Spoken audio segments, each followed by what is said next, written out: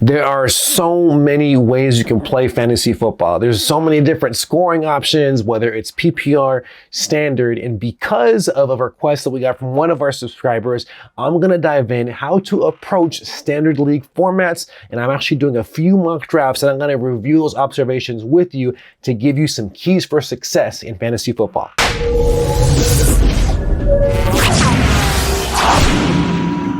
What's up, guys? If we're meeting for the first time, my name is Ivan Herrera, and the mission of this channel is to bring purposeful community to fantasy football that'll help you win your leagues. Before we get this video started, you know it's time for another dad joke, so here we go. This is from one of our followers over on Instagram, Mr. James LiveZ1. Thank you for the submission, and let's go ahead and get into it. Why did the football coach go to the bank? So he can get his quarterback. And you get it, because quarterback and is a position in football, but he went to get his quarterback. You see, it's a play on word.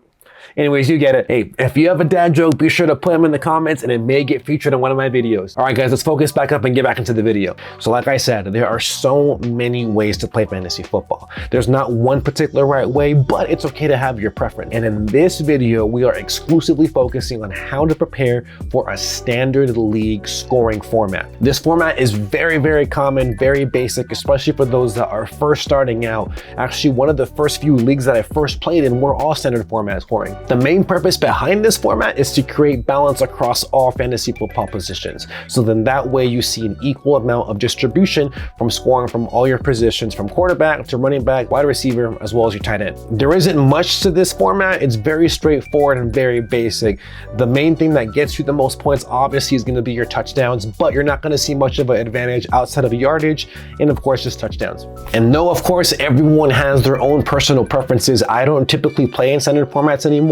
I tend to favor a lot of PPR, which is point per reception formats, tend to require more research, and there also is more points involved, which is one of the two things that I love playing when it comes to fantasy football. Now, what I did was I did different mock drafts from different positions, so that way you can see how the strategy changes with the standard league format compared to a PPR format. So the first example I have here, I chose out of the first overall slot, and of course I went with Jonathan Taylor, being that he's the consensus #1 running back right now as far as ADP. And then from there, you can see that it was heavy running backs that went up the board. The only non-running back that was there was Cooper Kupp, that was taken with the 11th pick. After that, you see it's still relatively heavy going into the second and third rounds. And you see that there now is activity in the wide receiver positions that begins pretty heavily in the third round. Now, one thing I noticed though is that between the third and ninth rounds for most of these picks that I went through, you see a lot of wide receivers being taken, you see tight ends, and generally you start seeing that the quarterback position starts going around the 7th round or so.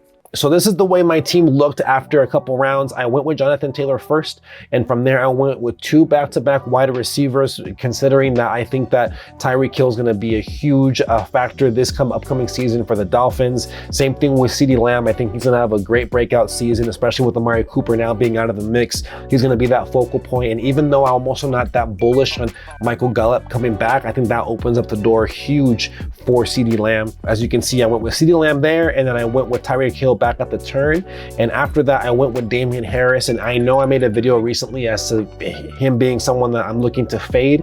I think he's still a pretty good pick there at the 4th round, considering that there was still some pretty good talent there right afterwards. A lot of what I was doing here was really looking for solid balance, which is why of course I went heavy with wide receiver after about 5 rounds, making sure that I was at least coming out there very happy with my pass catchers.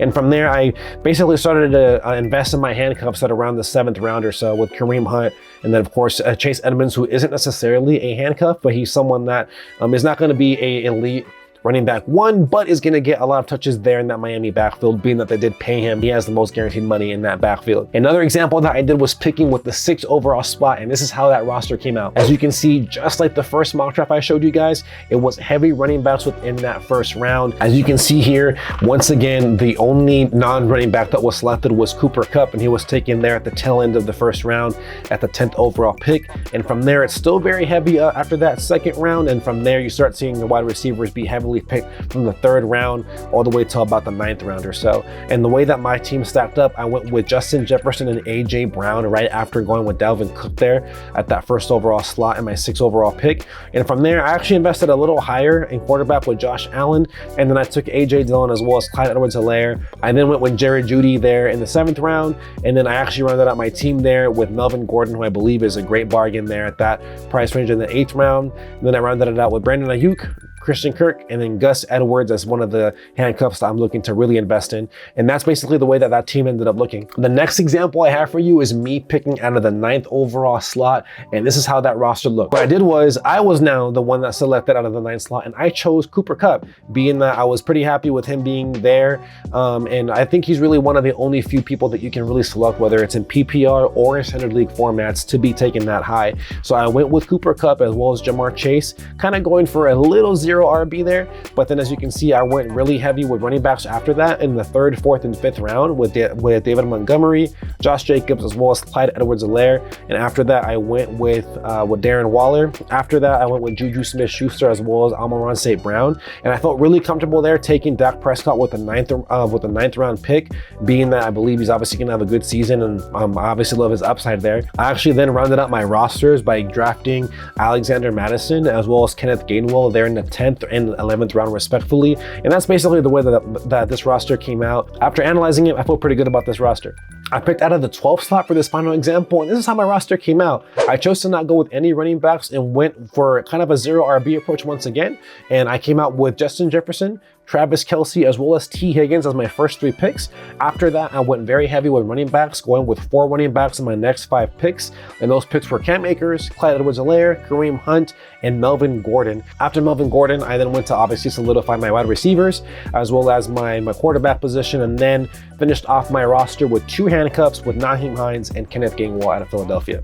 So here's what I was able to compile as far as data when it came to doing these mock drafts for standard league formats. The first thing I noticed was that the first couple rounds are going to be really running back heavy. So be sure to be mindful of investing in a running back and making sure that you're getting some that are going to be secure and solid for you at the running back 1 and 2 slots for your roster. After that, you'll start seeing that in the 2nd round, people are more inclined to invest in a pass catcher, whether that's one of the elite tight ends or one of the elite wide receivers. From round 3 to round 9, that's where you see a lot of flexibility. You start seeing less running backs being drafted. You see more wide receivers, as well as now potentially quarterbacks being selected during that part of the draft.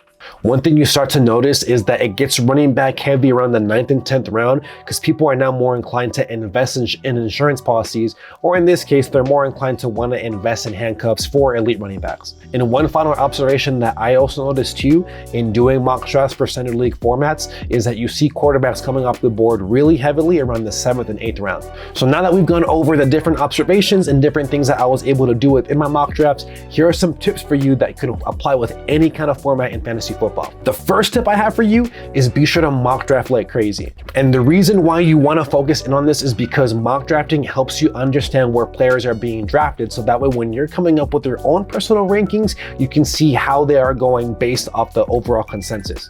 And one thing I love to also say is that if you fail to plan, you plan to fail. So it does not hurt to mock draft as much as possible. That way you get comfortable with understanding where players are going in these drafts. The second tip I have for you is understand your league settings as well as understand your league mates. Now, it's obviously clear why you want to understand your league settings, because now you know how to prepare.